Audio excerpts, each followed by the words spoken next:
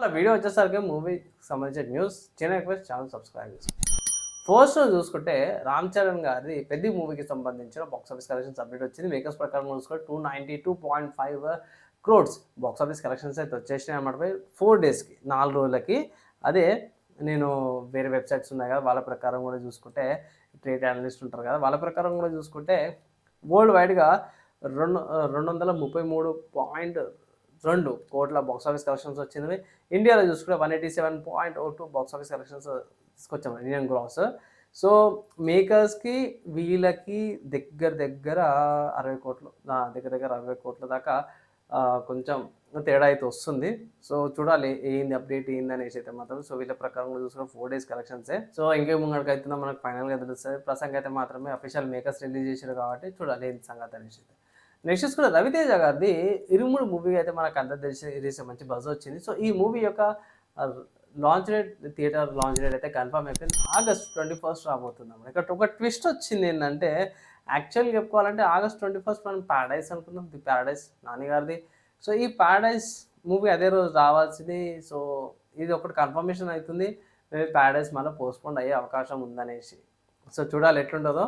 And next చూసుకుంటే Christopher నోలెన్స్ గారిది the Odyssey అనే మూవీ అవుతుందో ఐమాక్స్ టికెట్స్ ఏవైతే ఉన్నాయో ఇండియాలో లైవ్ అయిపోయినాయంటే మాత్రం మూవీ వచ్చేసరికి అయితేనేమో ఇదే మంత్ 17కి రాబోతుంది, అంటే నెక్స్ట్ వీక్ అనుకోవచ్చు. సో ఓడసీ చూస్తారా, ఐమాక్స్ ఫార్మాట్లో చూస్తారా, లేకపోతే నార్మల్ ఫార్మాట్స్లో చూస్తారా, మీ ఒపీనియన్ కింద కామెంట్ అయితే. నెక్స్ట్ చూసుకుంటే ఇది కన్ఫర్మ్డ్ ఇన్ఫర్మేషన్ కాబట్టి నాకు వచ్చిన హాఫ్ ఇన్ఫర్మేషన్ లేకపోతే ఇన్కంప్లీట్ ఇన్ఫర్మేషన్ అనుకోవచ్చు. ఎందుకంటే వచ్చిన అప్డేట్ ప్రకారం కూడా చూసుకుంటే దిల్ రాజు గారు ఎవరైతే ఉన్నారో నాగబంధన మూవీ ఉంది కదా, దానికి సంబంధించిన రైట్స్ తీసేసుకున్నారు అనేసి అయితే అన్నారు.